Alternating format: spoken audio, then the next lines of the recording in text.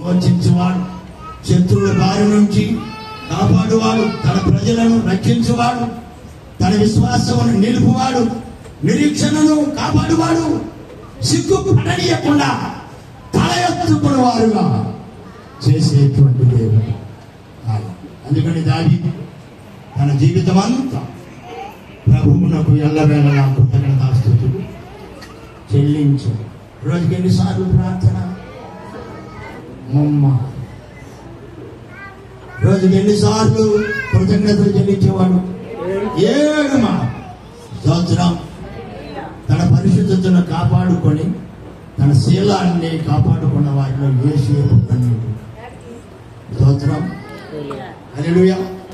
దేవుడితో ముఖాముఖిగా ముఖాల వెందమును చూస్తూ ఆ ప్రత్యక్ష వాక్యాన్ని ప్రత్యక్ష గుడారంలో చూస్తూ ఆయనతో ముఖాముఖిగా మాట్లాడిన ప్రవక్త మోషే.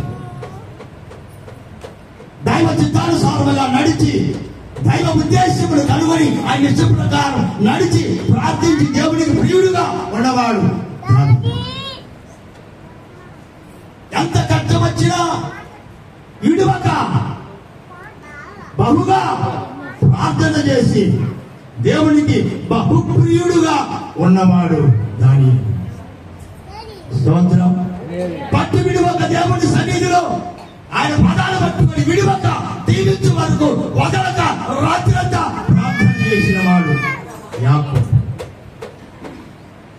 తన పిలిచిన పిలుపుకు నమ్మకమైన శాశ్వత్వమును కలిగి దేవుని సన్నిధిలో పట్టు విడువక దేవుని నమ్మి దేవునికి భయపడిన భక్తులలో అబ్రహాము అంటాడు.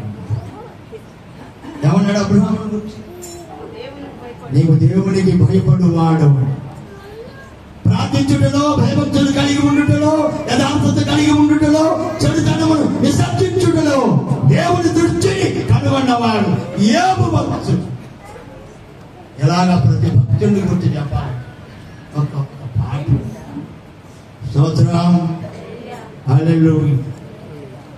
కనుక మన దేవుడు గొప్పవాడు. నమ్ముకున్న వారు ఎప్పుడు వమ్ము చెయ్యడు, సిగ్గుపడనీయడు, తల ఎత్తువాడు. అందుకని నన్ను సిగ్గుపడనీయకుము.